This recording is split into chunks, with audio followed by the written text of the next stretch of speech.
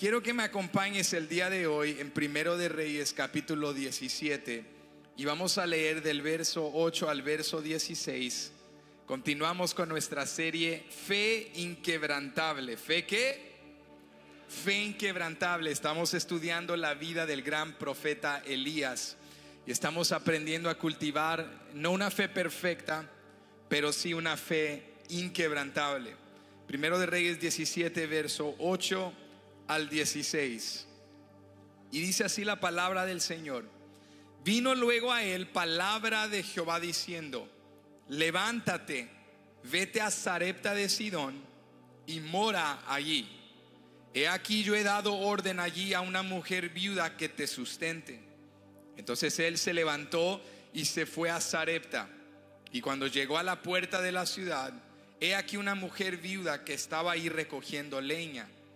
Y él la llamó y le dijo: te ruego que me traigas un poco de agua en un vaso para que beba.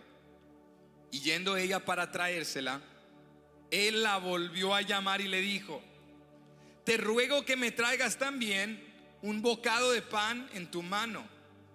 Y ella respondió: vive Jehová tu Dios, que no tengo pan cocido, solamente un puñado de harina tengo en la tinaja y un poco de aceite en una vasija. Y ahora recogía 2 leños para entrar y prepararlo para mí y para mi hijo, para que lo comamos y nos dejemos morir. Elías le dijo: no tengas temor. ¿Qué le dijo? No tengas temor, ve, haz como has dicho, pero hazme a mí primero de ello una pequeña torta cocida debajo de la ceniza y tráemela, y después harás para ti y para tu hijo. Porque Jehová Dios de Israel ha dicho así: la harina de la tinaja no escaseará, ni el aceite de la vasija disminuirá. ¿Cuántos creen esa palabra el día de hoy? Hasta el día en que Jehová haga llover sobre la faz de la tierra. Entonces ella fue e hizo como le dijo Elías, y comió él y ella y su casa muchos días. Y la harina de la tinaja no escaseó, ni el aceite de la vasija menguó, conforme a la palabra que Jehová había dicho por Elías. Nuestro tema el día de hoy es: Dios te escogió para esto. Toca al que está a tu lado, anímalo y dile: Dios te escogió. Recuérdaselo: Dios te escogió. Dios no cometió un error. Dios no lo hizo por casualidad. En este día, en esta era, en esta sociedad, en este pedacito o parte del mundo que nos corresponde, Dios te escogió a ti y Dios me escogió a mí. En nuestro reto, en nuestra prueba, en tierra de sequía y hambruna, Dios nos ha escogido para hacer algo que traerá gloria a su nombre y que bendecirá nuestras vidas, y aceite y harina no nos faltarán. ¿Cuántos reciben eso en el nombre de Jesús? Inclina tu rostro conmigo y vamos a orar el día de hoy. Padre, háblanos como solo tú lo puedes hacer. Háblanos de tal manera que algo en nuestro interior despierte y se active con fe. Háblanos de tal manera que tu voz sea más fuerte que el ruido que nos rodea. Háblanos de tal manera que nuestros ojos espirituales se activen para ver lo que no es como si fuese. Háblanos de tal manera que un problema, una circunstancia, una adversidad no puedan detener una fe inquebrantable puesta en ti. Tú nos escogiste para esto y tú no cometes errores. Háblanos en este día, en el nombre de Jesús. Y todos decimos amén. Pueden ocupar su lugar. Dios te escogió para esto. Cuando pasamos por un momento de dificultad en nuestra vida, o de prueba o de crisis, y todos hemos pasado por momentos así, tal vez el día de hoy estés pasando por uno de esos momentos, y si esa es tu realidad, quiero animarte porque llegaste en el momento ideal, porque esta palabra te va a animar, te va a bendecir. Cuando pasamos por momentos de dificultad, no solo como seres humanos, pero escúchame, como hijos de Dios, hay una lucha interna, hay una aparente contradicción en nosotros que experimentamos cuando sufrimos como hijos de Dios. Porque meditamos: Dios, si yo soy tu hijo y tú eres bueno, y eres poderoso y eres amoroso. ¿Por qué, si soy tu hijo, estoy pasando por esta situación? ¿Por qué escogerías estas circunstancias para mí? Si tú eres padre y piensas en tus hijos cuando están pasando una dificultad, algo terrible, y mientras esté en tu alcance o capacidad, todo buen padre, toda buena madre, haríamos todo lo posible por ayudar a nuestros hijos en medio de su dificultad. ¿Cuántos padres están de acuerdo? Sería algo terrible, sería algo anormal, sería algo negligente que un padre viera a su hijo en una adversidad, en una dificultad, y tuviera la habilidad y capacidad de hacer algo al respecto y no lo hiciera. Entonces, si vemos a Dios desde este lente terrenal, podemos sentir esta aparente contradicción como hijos de Dios. Dios, tú no solo eres un buen padre, tú eres el Padre celestial, tú eres perfecto. Tú careces de nada, tú tienes toda la capacidad, todo el poder, toda la justicia y la bondad. Entonces, si eres un buen padre, ¿por qué estoy viviendo por esta dificultad? Si Dios es Dios de Elías el profeta, ¿por qué Elías tuvo que pasar por ciertos retos y pruebas? Si Dios era Dios de Israel, ¿por qué permitió que la lluvia se detuviese y viniese la sequía que dio paso a la hambruna, que dio paso a la crisis? Dios, si tú me amas y yo soy tu hijo, ¿por qué tuve que perder el trabajo? ¿Por qué tuve que pasar por estos retos? ¿Por qué tuve que experimentar la enfermedad? Y yo creo que estas preguntas emergen de un corazón que tiene el sentimiento, o una mente que tiene la perspectiva de que Dios nos ha escogido para cosas buenas. ¿Cuántos dicen amén a eso? Pero una mente que necesita sumar la verdad bíblica, que Dios nos ha escogido para cosas buenas, pero Dios también nos ha escogido para cosas difíciles. ¿Ves cómo bajaron los amenes? A mí también me bajan cuando me doy cuenta de esta realidad, que es difícil de digerir. Es aquí donde sentimos esa aparente contradicción. Dios nos ha escogido para bendecirnos, Dios nos ha escogido para prosperarnos, Dios nos ha escogido para cosas maravillosas. Pero Dios también nos ha escogido para retos. Dios también nos ha escogido como escogió a Elías para ir a Sarepta de Sidón, a una tierra pagana, y tener una interacción con una mujer no creyente de una nación malvada. Y elige también a esta viuda, a esta mujer apartada del pacto de Dios, para cumplir un propósito en ambas de sus vidas. Y hacer algo en el nivel personal, pero también en un nivel nacional y en un nivel en el cual Él iba a demostrar que Él es el único Dios verdadero. Entonces, cuando sientes esta tensión, soy un hijo de Dios, pero estoy pasando por necesidad. Soy un hijo de Dios, pero estoy enfermo. Soy un hijo de Dios, pero hay problemas en mi casa. Soy un hijo de Dios, pero hay retos en mi hombre interior, en tu mujer interior. Hay retos que estoy viviendo. Y en medio de estas circunstancias, cuando sientes esta tensión o esta aparente contradicción, yo quiero recordarte que Dios no comete errores. Dios no comete errores. Él no te puso en donde te puso por casualidad. Él no envió a Elías a Sarepta de Sidón por error o equivocación. Él no llamó a esta viuda pagana, no creyente, por un error. Dios no comete errores. Él es el Dios de propósito. Él es soberano sobre todo el universo. Nada se resbala de su mente, nada cae de sus manos. Entonces te quiero animar el día de hoy. Lo que estás viviendo el día de hoy, Dios te escogió para esto. Y Dios quiere enseñarte a ver no solo lo bueno como algo que viene de parte de Él, sino incluso lo difícil como algo que Él quiere utilizar. Lo que estás experimentando ahorita no es casualidad. Dios tiene a través de esto un plan para ti. Esto es justo lo que ocurre en Primero de Reyes 17. Dios levanta a Elías después de haber estado algunos días en el arroyo de Querit al oriente del Jordán, donde de día y de tarde Dios enviaba cuervos con pan y carne, donde él bebía del arroyo agua fresca, y Dios le provee en este momento por esta temporada. Pero luego dice la palabra en el verso 7 que el arroyo se secó y ese tiempo o periodo de provisión con ese método había terminado. Entonces Dios le dice a Elías: ahora levántate y quiero que vayas al norte de Israel, a una nación pagana, a un pueblo pagano, y vas a ir a Sidón, y en específico a Sarepta de Sidón.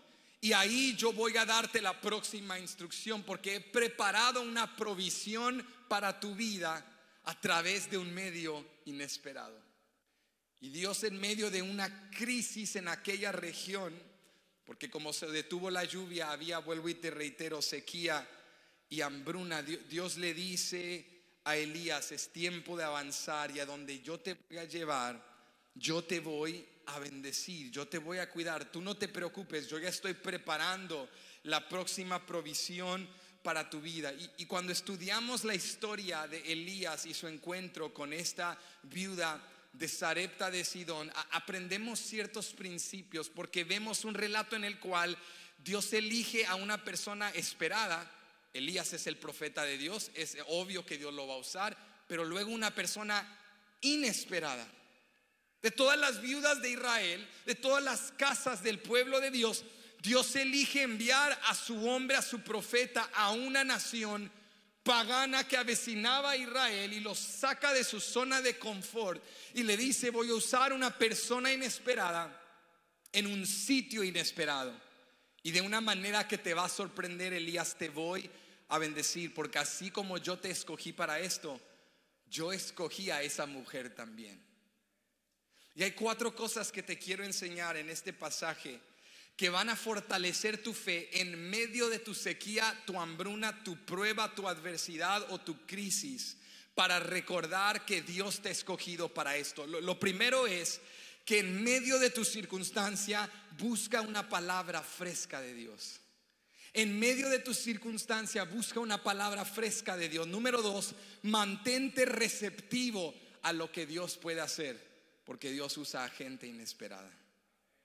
Número 3, mira más allá de tu crisis. Y número 4, prepárate para ser probado. Que vamos a aprender el día de hoy que Dios nos escogió para esto, y si queremos comprender esto, necesitamos estar listos para buscar palabra fresca de parte de Él. Necesitamos estar listos para confiar en Él, en su palabra, no en nuestras acciones, no en nuestras obras. Necesitamos mantenernos receptivos, abiertos a lo que Dios puede hacer. Necesitamos mirar más allá de nuestra crisis. Y por último, necesitamos estar preparados para ser probados. ¿Están listos? Vuelve conmigo a 1 de Reyes 17, verso 8. Y lo primero que nos enseña el Señor en la vida de Elías es que Elías era un hombre que buscaba palabra fresca de parte de Dios. Dice el verso 8: vino luego a él palabra de Jehová diciendo. Vino a Elías, ¿qué? Palabra de Jehová diciendo. Nota conmigo que cuando Elías está en el arroyo de Querit, en el contexto, comiendo de los cuervos que traen comida y bebiendo del arroyo, Elías no se va cuando él quiere, cuando él se le antoja. Elías se queda ahí hasta que el arroyo se seca. Y cuando el arroyo se seca, Elías no actúa en una palabra pasada, basado en instrucciones anteriores. Elías espera hasta que Dios le habla, y dice el versículo 8 que vino a él palabra de Jehová. Vino a él, en otras palabras, una palabra fresca de parte de Dios. Me refiero a una palabra oportuna, una palabra pertinente, una palabra contextual, una palabra para lo que estás viviendo en el momento. Qué bello es cuando vienes a la iglesia y Dios te habla a través de su palabra, algo que aplica a tu vida, algo que es real, algo que puedes llevar y poner en práctica este mismo momento, porque la palabra de Dios no es un libro obsoleto, antiguo, arcaico, muerto, con principios y filosofía moral de la antigüedad. La palabra de Dios es viva y eficaz. Y cada vez que yo estudio la palabra y profundizo en la palabra, Dios tiene una palabra fresca para mí, con una aplicación fresca para mí. Dios tiene algo que decirme, no solo acerca de mi componente espiritual, pero de mi lunes a sábado, de mi día a día, de mi rutina, de mis relaciones, de mis finanzas, de mi salud. Dios tiene algo para mí cada día. Y mientras yo esté presto para escuchar la palabra fresca que Dios tiene para mí, mí. Él está listo para darle a aquel que está listo para recibir. Ahora escúchame, cuando yo me refiero a buscar una palabra fresca de parte de Dios, no estoy hablando de buscar revelaciones extrabíblicas. No estoy hablando de buscar novedades. No estoy hablando de andar vagando por la tierra buscando profetas o apóstoles, entre comillas, que me van a decir cosas que van a caer con dulzura a mi oído. Te estoy hablando de buscar en la palabra de Dios una aplicación fresca para lo que estoy viviendo en el momento. Te estoy hablando de no leer la Biblia como un ritual meramente religioso, como cumplir y tachar una tarea del día. Te estoy hablando de leer la Biblia con la expectativa de que Dios me está hablando, de que Dios tiene algo para mí, de que abordo el tema de estudiar la palabra quizá con tristeza por lo que estoy viviendo, con un sentimiento de estar abrumado por lo que está pasando a mi alrededor. Pero cuando vengo a la palabra, Dios tiene algo para mí que quita esa carga y me trae a su presencia, que me recuerda su verdad, que me alinea de nuevo a su voluntad, que me redarguye y que me enseña dónde estoy mal y dónde necesito cambiar.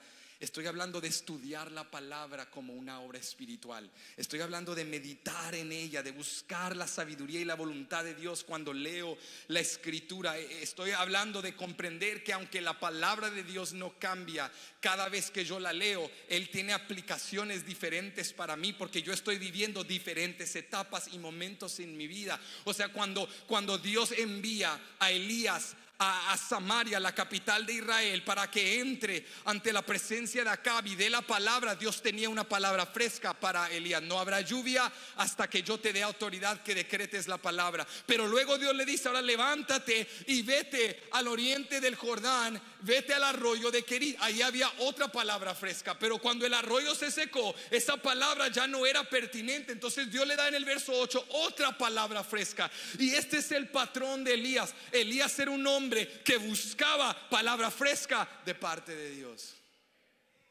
Yo no sé en tu caso, pero hay gente que escucha un sermón, escucha algo y dicen: con eso me basta, porque como hay una frialdad, un desinterés, se han desensibilizado a lo espiritual y a la presencia de Dios. No hay hambre de Dios. Pero cuando tú amas la presencia de Dios y tú amas la palabra de Dios, cada oportunidad que tú tienes para escuchar la palabra, cada oportunidad que tú tienes para adorar, cada oportunidad que tú tienes para leer, estás emocionado, estás desesperado por volver a la fuente de sabiduría y de verdad, que es la palabra de Dios. El que ama la palabra de Dios no lo ve como una carga, una mera disciplina. El que ama la palabra de Dios lo ve como un deleite, porque ha visto el provecho de estudiar la palabra, ha visto la utilidad de profundizar en la palabra, ha visto las consecuencias reales y evidentes en su vida de poner en práctica y ser hacedor de la palabra de Dios. Hay alguien aquí que quiere una palabra fresca de parte de Dios.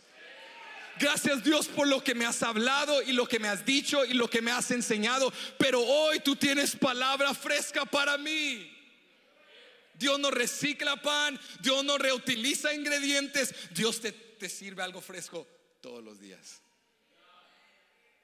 De la granja a la mesa, directamente fresco.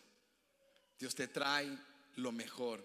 Y quiero que escuches esto. El salmista habla de este deleite en la palabra de Dios, de buscar palabra fresca en el Salmo 119, verso 97 al 98. Y luego nos brincamos a los versos 103 y 104. Dice aquí: oh, cuánto amo yo tu ley. Todo el día es ella mi meditación. Me has hecho más sabio que mis enemigos con tus mandamientos, porque siempre están conmigo. Cuán dulces son a mi paladar tus palabras, más que la miel a mi boca. De tus mandamientos he adquirido inteligencia, por tanto he aborrecido todo camino de mentira. El salmista dice: Dios, amo tu ley. Tu palabra es más dulce a mi paladar que miel es a la boca. Amo tus palabras, porque cuando estudio tu palabra me haces inteligente, me haces sabio, me das discernimiento, me enseñas cómo vivir de manera que trae gloria a tu nombre. el que depende de la palabra fresca de Dios, el que sigue la palabra de Dios, va a vivir con sabiduría. ¿Cuántos sabios dicen amén? Quizá muchos de nosotros en la situación de Elías cuando se secó el arroyo de Querit nos hubiésemos desesperado, y en lugar de esperar o buscar palabra fresca de parte de Dios, nos hubiésemos confundido, ansiosos. Ya se secó el arroyo, ¿ahora qué voy a hacer? ¿A dónde voy a ir? ¿A dónde voy a acudir? Y abrumados buscamos nuestro próximo paso, porque somos más carnales que espirituales, y así obramos. Cuando se seca este arroyo, vamos a buscar otro, vamos a abrir otro pozo, vamos a abrir otra manera, buscar otro vínculo, otro medio, otra fuente que provea, que nos ayude, que nos sustente. Pero el pueblo de Dios debe aprender a no moverse por el pan, ni por los cuervos, ni por arroyos, sino a buscar palabra fresca de Dios, a buscar la dirección de Dios. Así caminaba Elías con Dios. Esta era su comunión con el Señor. Míralo al inicio del verso 2, en la primera parte de Primero de Reyes 17, verso 2 dice: y vino a él palabra de Jehová diciendo. ¿Vino a él qué? Palabra de Jehová diciendo. Vemos en el verso 5 su obediencia, y él fue e hizo conforme a la palabra de Jehová. ¿Hizo conforme a qué? A la palabra de Jehová. Vemos el mismo patrón o modelo en el verso 8. Vino luego a él palabra de Jehová diciendo. O sea, Elías era un hombre que se movía por la palabra de Dios. Elías era un hombre que buscaba la dirección de parte de Dios. Él no se iba donde él quería ir, él hacía lo que Dios le decía que él tenía que hacer. Esto es lo que tú y yo llamaríamos ya en el contexto del Nuevo Testamento el vivir o caminar en el Espíritu. El no caminar por la carne y decir esto es lo que yo quiero, esto es lo que yo pienso, esto es lo que yo opino, sino el buscar la voluntad del Espíritu Santo. El ir a la palabra para que Dios me hable y Dios me dirija en cada circunstancia de mi vida. Hace como un mes estaba en casa horneando unas galletas con mis niños que hemos hecho antes, y estaban ellos bien emocionados cuando vieron que estaba sacando los ingredientes, y vinieron corriendo porque les encanta ayudar y meter sus manos en la harina y romper los huevos y derretir la mantequilla. Entonces se vinieron corriendo y les dije: espérense, porque aunque iba a hacer galletas como las hemos hecho antes, en esta ocasión iba a cambiar la receta. Tenía unos ingredientes diferentes, pero como ellos ya lo habían hecho antes, pensaron: papá va a usar los mismos ingredientes, la misma receta, ya sabemos qué hacer porque lo hemos hecho antes. Y se emocionaron y empezaron ya a agarrar huevos, y yo les dije: espérense, siéntense, no toquen nada, porque si ustedes meten un ingrediente mal, medimos algo mal, no van a salir las galletas bien. Ustedes tienen una noción porque lo hemos hecho antes, pero la receta es de papá. ¿La receta es de quién? Wow, qué triste, vamos a intentarlo otra vez. Se escuchan igual a mis hijos de papá. ¿La receta es de quién? Es mi receta. Entonces el hecho de que tú me hayas ayudado antes no significa que tú sabes en cada circunstancia. Tal vez hay más gente, menos gente. Tal vez hay gente que no les gusta tanta azúcar. Hay gente que les gusta sus galletas con un poquito de sal para balancear entre el azúcar y la sal. Hay gente que les gusta esto o aquello, chocolates diferentes, mantequillas diferentes. Entonces cada circunstancia requiere ajustar un poco la receta y los ingredientes. Pero mis hijos no saben eso. Ellos creen: las hemos hecho antes, yo sé qué hacer. Y así somos nosotros con el Señor. Le agarramos la onda a esta cosa cristiana y decimos: Señor, yo ya sé cómo romper huevos y orar en la mañana, leer la Biblia en la noche, diezmar una vez por semana, ir a la iglesia, cumplir, tachar como buen tejano religioso e irme a casa y vivir mi vida. Yo ya le agarré la onda a esta cosa cristiana, pero Dios dice: hey, la receta es de papá. O sea, la receta de ayer funcionó ayer porque ayer le estábamos dando galletas a 6 personas con una cierta dieta. Pero hoy la receta ha cambiado porque las circunstancias han cambiado. Es decir, ayer las instrucciones de Dios te funcionaron porque era una receta de abundancia y prosperidad. Pero ¿qué si hoy Dios ha recetado sequía y hambruna? Entonces la receta cambia. Y por eso nosotros nos emocionamos y decimos: ya le agarré la onda a esta cosa. Búscate un arroyo, encuéntrate unos cuervos y todo va a estar bien. Haz esto y aquello y lo otro y dependemos de instrucciones pasadas. Pero hey, yo no puedo accionar hoy basado en instrucciones pasadas, porque la receta le pertenece a Dios. Dios es el que conoce lo que está pasando. Dios es el que conoce lo que va a pasar. ¿Tú crees que la sequía y la hambruna se le habían salido de control a Dios y todo esto era casualidad? Esta era la receta del día que Dios había decretado. Esto es lo que Dios estaba utilizando para quebrantar a Israel. Y cuando dependemos de nuestra experiencia, cuando dependemos del ayer, nos precipitamos y metemos manos en la receta de Dios, y por eso se nos queman las galletas de la vida. Pero si tú vives de la palabra fresca, Dios, yo no voy a meter nada, ni tocar nada, ni hacer nada hasta que tú des la palabra, porque esta es tu receta, este es tu plan, este es tu mundo, mi vida te pertenece a ti, tú tienes el control de todas las cosas. Entonces no te precipites, no te emociones. Tú y yo no conocemos la receta. No conocemos el día de mañana, no conocemos lo que Dios va a hacer, pero Dios le está diciendo a Elías: Elías, vive de mi palabra, muévete en mi palabra, párate en mi palabra, porque en cada circunstancia yo te voy a decir lo que estoy haciendo. O sea, no es solo leer la Biblia y acumular información religiosa, es pedir la iluminación del Espíritu Santo y decirle: Señor, las instrucciones de ayer funcionaron para ayer, pero hoy tú conoces lo que me espera, entonces dame instrucciones frescas. Dame una palabra fresca que aplica a lo que estoy haciendo. ¿Sabes por qué? Porque a veces la receta del día es ejerce autoridad, pero a veces la receta del día es practica sumisión. Y a veces la receta del día es toma iniciativa, y a veces la receta del día es detente y espera en Dios.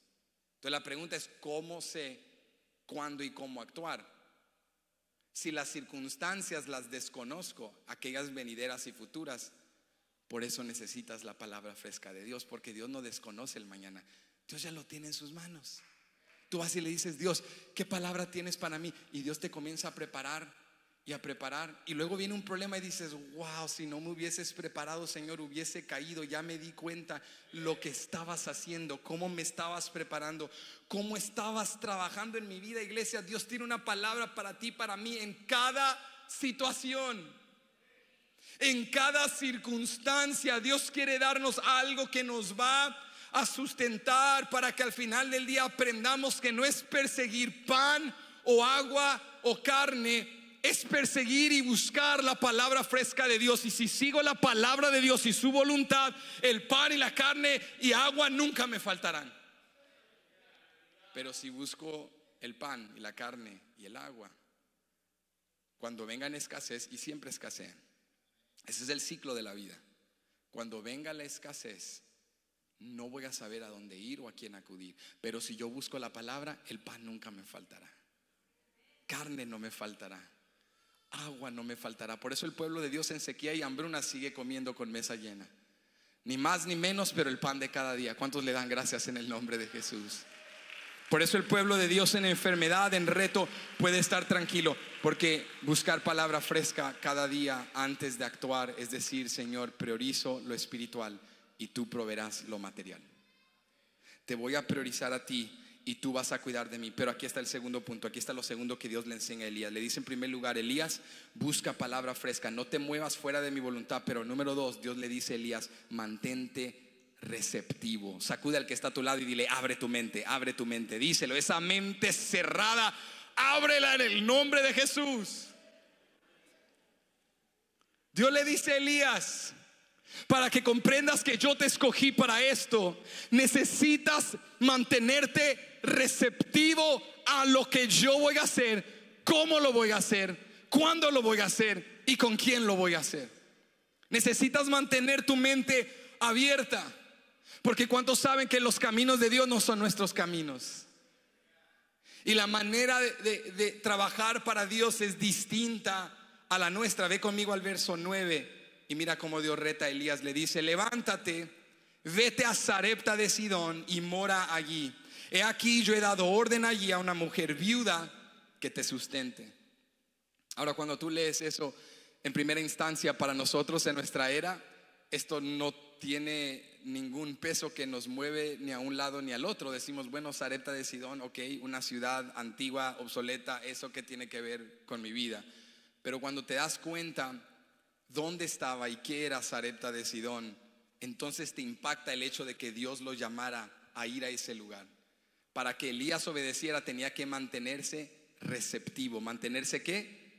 Es decir, abierto, dispuesto a recibir y escuchar algo que quizá él no quería escuchar ni hacer. Porque tienes que recordar que el tema subyacente del ministerio de Elías es Dios demostrando que Él es el único Dios verdadero. Porque había adoración al Dios falso Baal, Dios de fertilidad, provisión, tormenta, lluvia. Acera, diosa de fertilidad y provisión también. Y empezaron a adorar estos dioses en Israel, porque el rey Acab, que fue el rey más malo hasta este punto del reino del norte, se casó con una mujer sidonia llamada Jezabel. O sea que Sidón era la tierra natal de Jezabel, y el padre de Jezabel era el rey de Sidón, que matando injustamente tomó el control de Sidón y de Tiro, estas dos ciudades estado fenicias al norte de Israel. Ahora imagínate esto.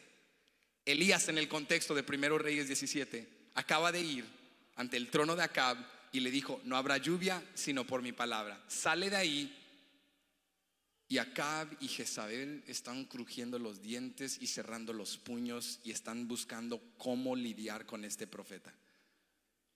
Y de todos los sitios a los cuales Dios pudo haber enviado a Elías para recibir provisión, lo envía a la tierra natal de Jezabel, a la casa de la adoración de Baal, a la tierra del padre de Jezabel. O sea que si Jezabel escucha, le envía un telefonazo a su papá, le dice: papá, contrátame al sicario más peligroso de Sarepta, porque el profeta de ese supuesto Dios está en nuestra casa, encárgate de él.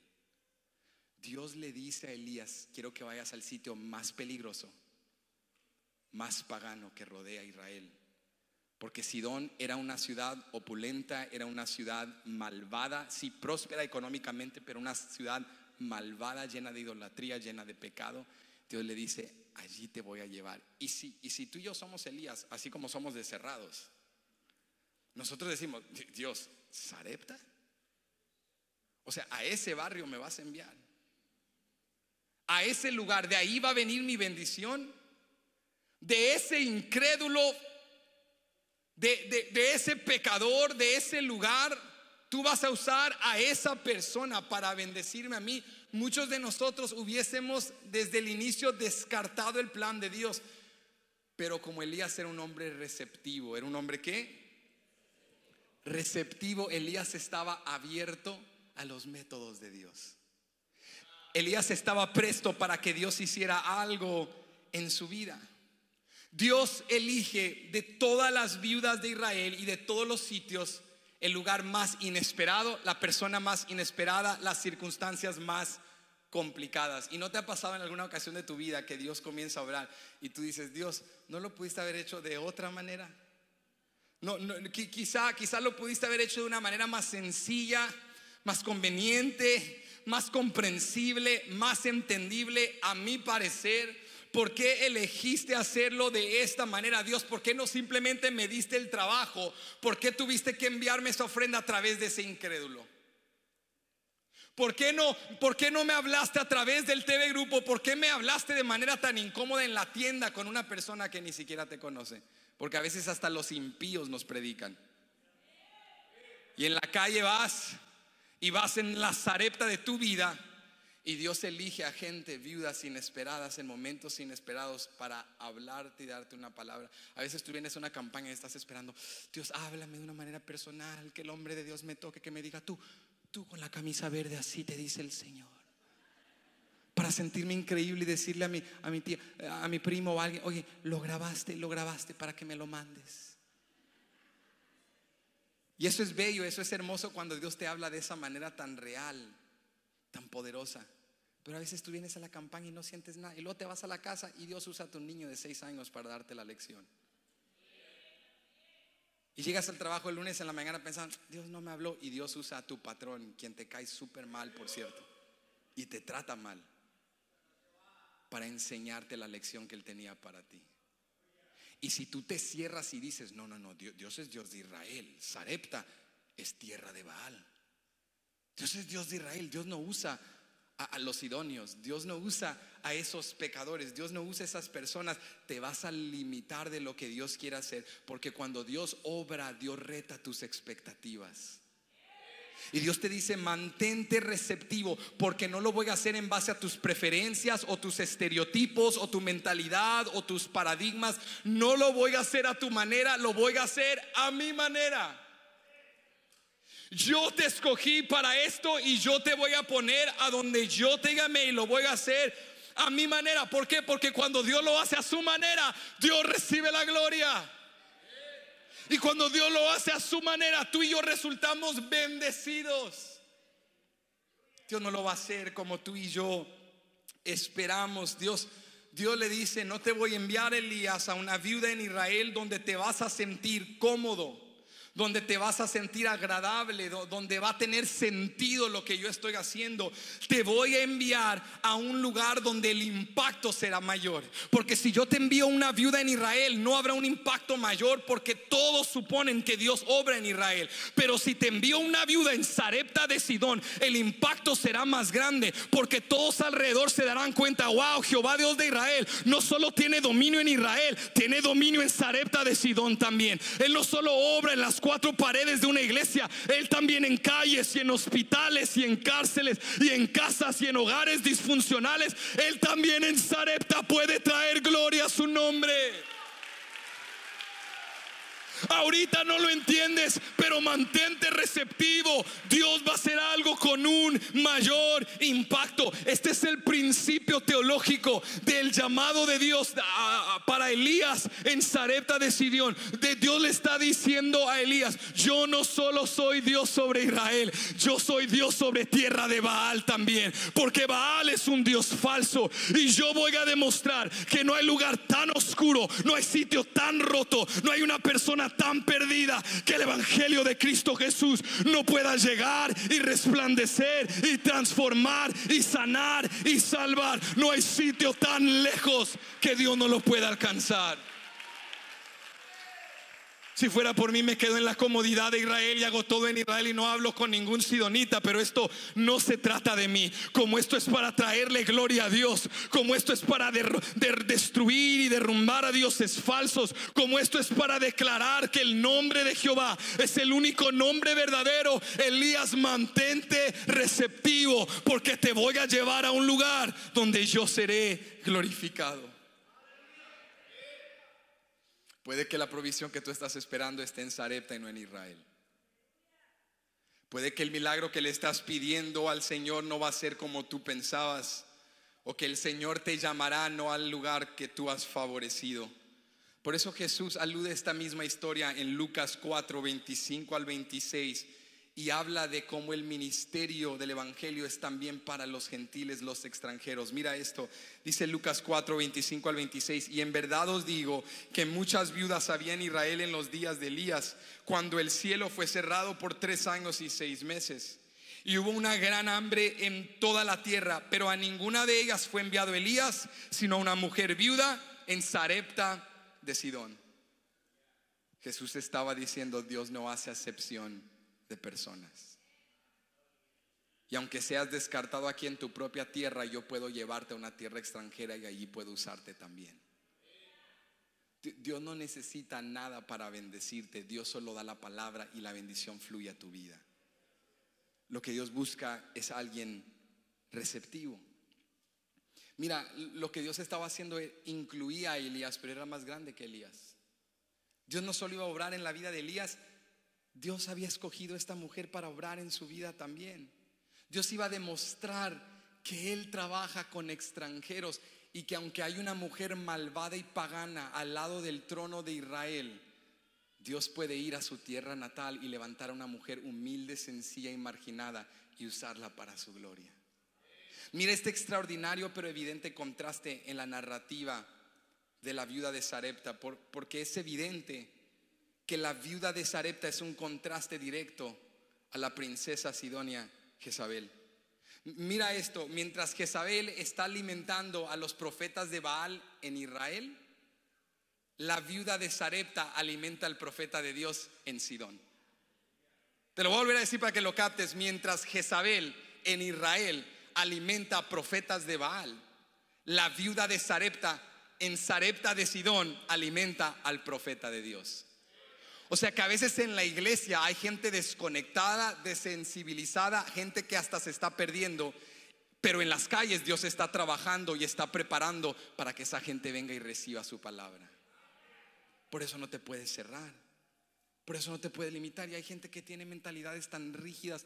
Tú has conocido a gente tan rígida así que se cierra en una mentalidad y que nadie lo saca de esa manera de pensar, y que dice: el evangelio es a mi manera, y cuando Dios salva, salva de esta manera, y un cristiano debe actuar así y escuchar esto y hacer esto porque así soy yo, y yo soy el cuadro del cristianismo. Pero escúchame, Dios no lo va a hacer a tu manera, Dios lo va a hacer a su manera. Y Dios va a sacudir tus preferencias y las mías, y Dios va a sacudir nuestras maneras de pensar para recordarnos que Él puede salvar a cualquiera y Él puede utilizar a cualquiera, que Él no está restringido a un sitio, ni amarrado o atado a circunstancias terrenales, ni confinado a recursos humanos. Él es el Dios de lo imposible. Él es el Dios de lo inesperado. Él es el Dios que hoy te invita a abrir tu mente y a decir: bueno, Dios, voy a dejar de visualizar lo que creo que vas a hacer y voy a empezar a esperar en ti, manteniéndome receptivo, para que cuando venga la respuesta, la bendición, el milagro, no me cierre a Él porque no es lo que yo esperaba. Voy a mantenerme abierto a que tú puedes hacer cosas grandes. Te digo algo el día de hoy: no descartes a nadie. No descartes a nadie. ¿Cómo va a usar Dios a esa persona? ¿Cómo va a usar Dios a ese pecador? ¿Cómo va a usar Dios a ese joven? No descartes a nadie. Cree en el Dios de lo imposible. Él puede usar a cualquier persona. No vivas con rigidez. Dile: Señor, úsame para tu gloria. Hay creyentes que estamos tan ocupados aborreciendo a Sarepta que pasamos por alto a las viudas en Sarepta que Dios quiere alcanzar. Hay creyentes tan invertidos su tiempo en destruir a Sidón que están descuidando la oportunidad de alcanzar a los sidonios. ¿Cuántos entienden lo que estoy diciendo el día de hoy? Estamos tan enfocados en atacar a la cultura, en atacar al mundo. Y no me malentiendas, no estoy minimizando el pecado, no estoy minimizando la corrupción, no estoy minimizando la injusticia. Hay algo real que debemos a alta voz predicar en contra de ello. Pero Dios no nos llama a condenar a los perdidos. El perdido ya está condenado, nosotros incluidos fuera de Cristo. Él no nos llamó a condenar, Él nos llamó a predicar el evangelio de aquel que vino a salvar al que estaba condenado en su pecado.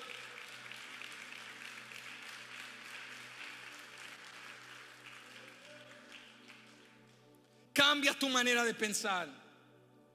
Hay cristianos que tenemos décadas en la iglesia y seguimos siendo racistas, y seguimos minimizando un vocabulario que es contrario al evangelio.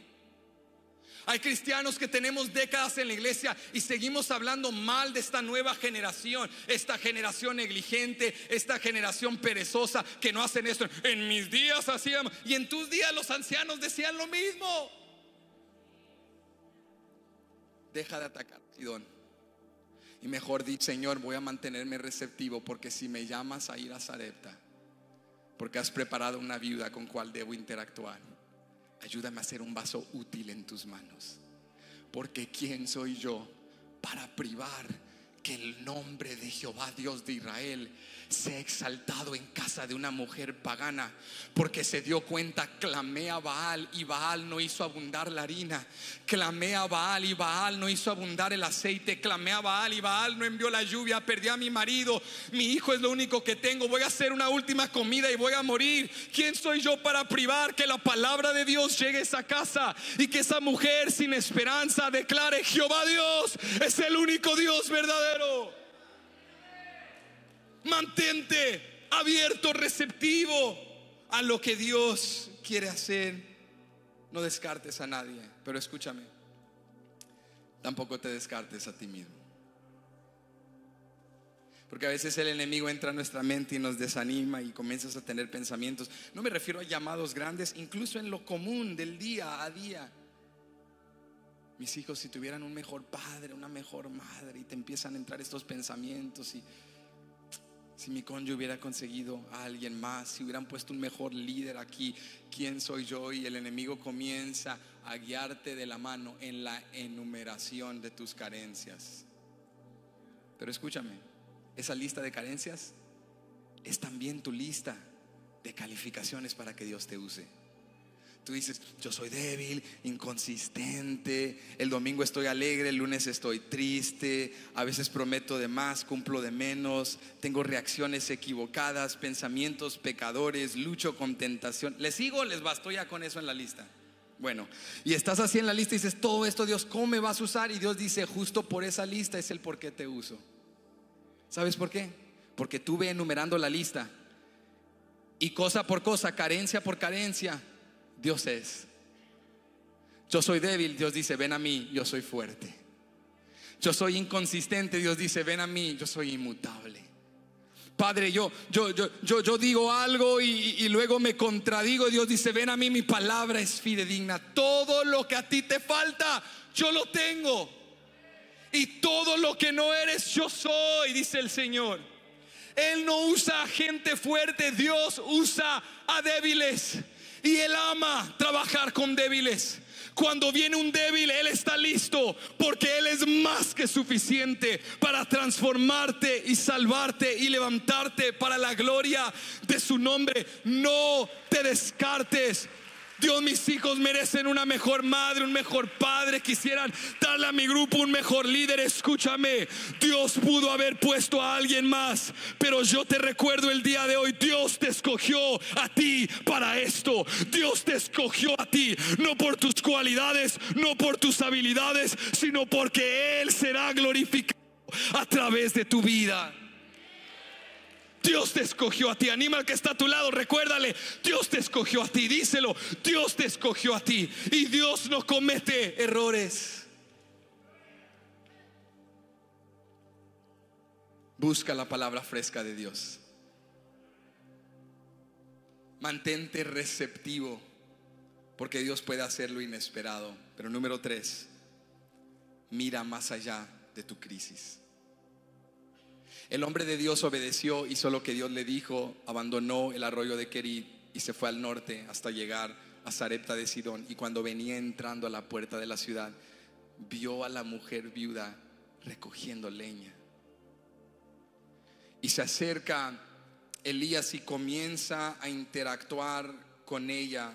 Mira esto en el versículo 10, dice la palabra del Señor.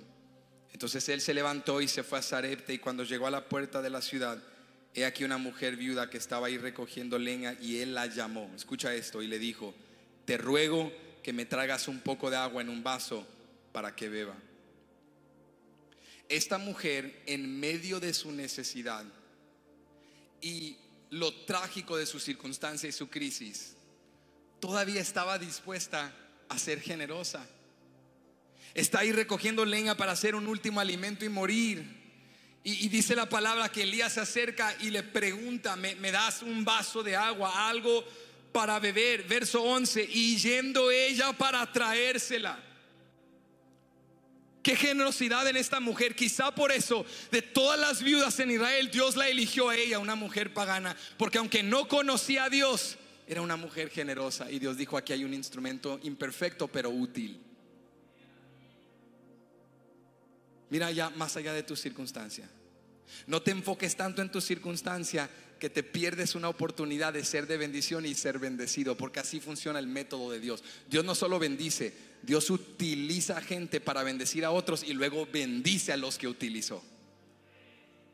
Tú estás ahí, yo estoy ahí y no tengo nada, estoy en escasez, y viene un siervo de Dios, me hizo un vaso de agua y le digo, no tengo nada, perdóname, estoy ocupado, no puedo. Porque nuestra mentalidad es, necesito tener para dar, necesito recibir para hacer, necesito saber mucho para poder contribuir. Pero Dios dice: con lo que está en tus manos aprende a dar y yo te daré más. Con fe y con obediencia mira más allá de tus circunstancias y sé generoso y yo cuidaré de ti. Entonces esta mujer es admirable. Mira esto conmigo en el versículo 11. Ella fue para traérsela, y mientras la mujer va caminando para ir, no sé, a casa, a algún sitio, a traerle un vaso de agua, Elías la vuelve a llamar: mujer, espera, ¿podrías también traerme un pedacito, un bocadillo de pan? Y la mujer se detiene y le dice: no, ahí sí te pasaste, ahí abusaste de mi generosidad y gentileza, porque una cosa era pedirme un vaso de agua, pero otra cosa que te emociones y mires una especie aquí de drive-thru. ¿Qué más quieres? ¿Quieres algo más? La mujer le comienza a describir su situación. Le dice: oh, eso no puedo darte porque la verdad es que no tengo pan en casa. No tengo pan cocido, no tengo nada. Es más, me queda poquita harina y poquito aceite. Y voy a hacer una última cena para morir con el estómago lleno. Esta mujer era viuda, había perdido a su esposo, tenía a su hijo. Imagínate todo lo que estaba en contra de ella. Imagínate su crisis. Era una mujer marginada, era una mujer pagana, era una mujer que no pertenecía, era una mujer sin sustento, sin esposo, sin nada, sin cómo ganarse la vida, viviendo en una región que estaba experimentando sequía y hambruna. O sea, no pudiese estar peor la situación. Le dice: no tengo nada que darte. Pero Elías le da una palabra de parte de Dios. ¿Qué le da Elías? En medio de tu crisis, ¿qué te va a sacar? ¿Positivismo? ¿Entusiasmo? ¿Buenas ganas de luchar? ¿Garra para vencer en la vida? No. Lo que te ayuda a ver más allá de la crisis es que recibas una palabra de parte de Dios. Es que Dios te hable y te diga: sé que en casa hay solo poquita harina y poquito aceite, pero no temas. Si tú haces lo que yo te digo, nada te faltará. ¿Quieres ver más allá de tu crisis? Necesitas una palabra de parte de Dios. Elías le habla y le dice en el versículo 13: no tengas temor, ve, haz como has dicho, pero hazme a mí primero de ello una pequeña torta cocida debajo de la ceniza. ¿Sabes qué cambió la perspectiva de esta mujer? Porque ese día ella amaneció y se levantó de su camilla y miró su circunstancia y miró su realidad tenue, oscura, triste, deprimente. Estoy en sequía, hay hambruna, no tengo que comer. Y viene su hijo y le dice: mamá, tengo hambre, me duelen hasta las entrañas. Y le dice: hijo, yo sé, solo tengo poquita harina y poquito aceite. Vamos a hacer una comida. Y luego, ¿qué va a pasar, mamá? Tú tranquilo, hijo, no te preocupes. Pero en su interior la madre tenía la conversación interna, el diálogo interiorizado más oscuro de su vida. Esta es la última cena que tendremos y vamos a morir. Ya no hay esperanza para mí, ya no hay vida para mí. Es más, lo considero una locura que hayamos subsistido y sobrevivido hasta este punto con todos los que han muerto a nuestro alrededor. Voy a ir a la puerta de la ciudad, voy a encontrar leña y me voy a morir. Pero ¿sabes qué cambió su perspectiva? ¿Sabes qué te saca de la crisis? Que llegó el profeta de Dios con una palabra y le dijo: hoy lo decretaste día de muerte, pero así te dice Dios: hoy es día de abundancia.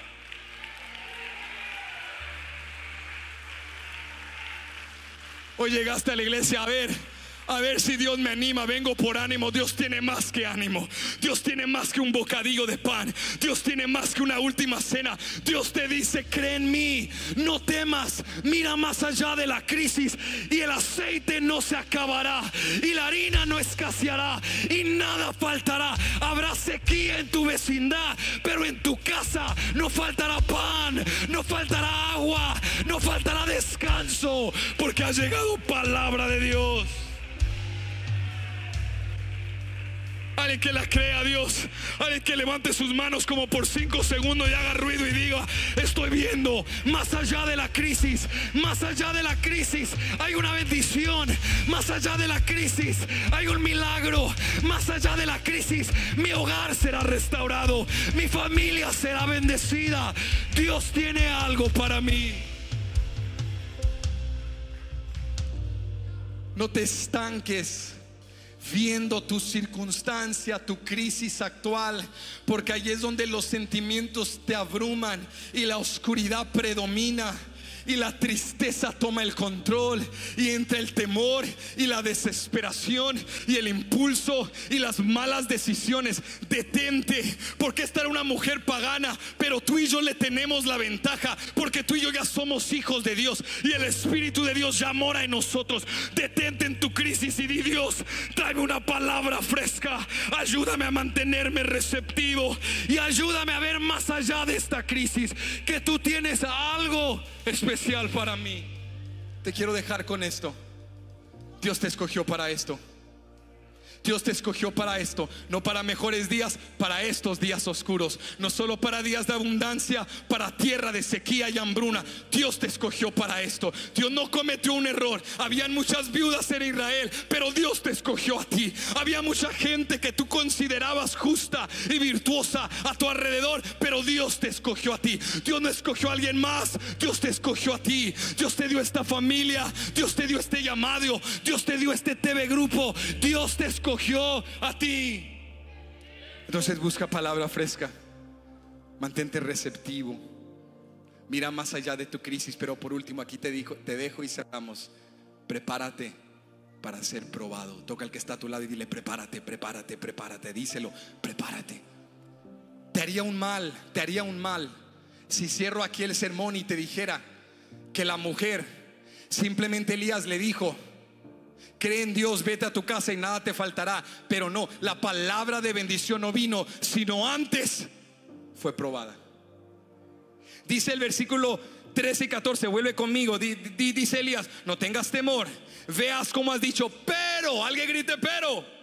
Aquí está la prueba: pero hazme a mí primero de ello una pequeña torta cocida debajo de la ceniza y tráemela, y después harás para ti y para tu hijo. Aquí está la palabra de Jehová, porque Jehová Dios de Israel ha dicho así: la harina de la tinaja no escaseará, ni el aceite de la vasija disminuirá, hasta el día en que Jehová haga llover sobre la faz de la tierra. El profeta le dice a la mujer: no solo hay una bendición y un milagro que te espera, primero prepárate para ser probada, porque tu fe va a ser retada. Tienes una de dos opciones: o te pones a ti primero y lo haces a tu manera y vas a casa y haces tu torta, tu bocadillo de pan y comes y te mueres, o pones a Dios primero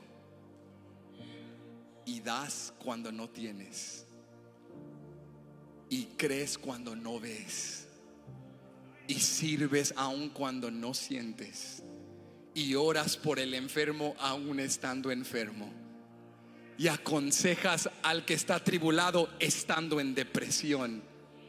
Hay varios que esto les pasa por encima, pero los que hemos vivido valles y tormentas saben de lo que yo estoy hablando. ¿Hay alguien que se familiariza con esto? Dios te prueba y te dice: ponme a mí primero. El hombre de Dios le dice: hazme el pan primero a mí. Tu fe va a ser probada, y si pones a Dios primero, cuando vuelvas al sitio de escasez, a tu sorpresa se ha convertido un espacio de abundancia, porque le hiciste primero a Dios. Y cuando tú te encargas de lo de Dios, Dios cuidará de ti. Vamos, decláralo sobre tu vida. Sitios de escasez se van a convertir en espacios de abundancia. Lo que era una debilidad, Dios lo va a usar para su gloria. Donde había disfunción, va a haber armonía. Donde no había pan, va a abundar pan sobre la mesa. Donde había cosas rotas, Dios las va a restaurar. Donde mi cuerpo es débil, mi espíritu será fuerte. Prepárate para ser probado. Y la mujer fue y le hizo el pan al hombre de Dios, y preparó la leña, y trabajó las brasas, y trabajó la harina, Y le metió levadura y dejó que se expandiera y esperó, y fue un proceso. Y cuando la metió al fuego lentamente lo movía y sacó el pan cocido. Te puedes imaginar el polvo de la harina, el olor, la fragancia para alguien que está pasando hambre y desesperación. Y su hijo viéndola al lado: mamá, ¿qué estás haciendo? Porque Dios va a probar tu fe, y otros no van a entender, y otros no van a estar de acuerdo. Y allí estaba el hijo temblando, débil, cabizbajo, y mamá toma ese pan, pero con fe va al hombre de Dios y le dice: aquí está lo único que tengo, Dios, te pongo a ti primero. Yo no soy de Israel, yo no pertenezco al pacto, pero si tú obras en mí, habrá un creyente en Sarepta de Sidón que cree que en tierra de Baal hay un Dios verdadero que se llama Jehová de Israel. Y cuando le dio el pan a Elías, y Elías partió ese pan y salía el humo. Tú sabes de lo que estoy hablando, cuando se le está antojando. Ya voy a terminar, te lo prometo. Y partió el pan y salía el humito, y sentía el polvito de la harina. Y Elías era fuerte. Elías hasta le hizo, y empezó a comer. Y aquí es donde la mujer iba a probar su fe. Se voltea,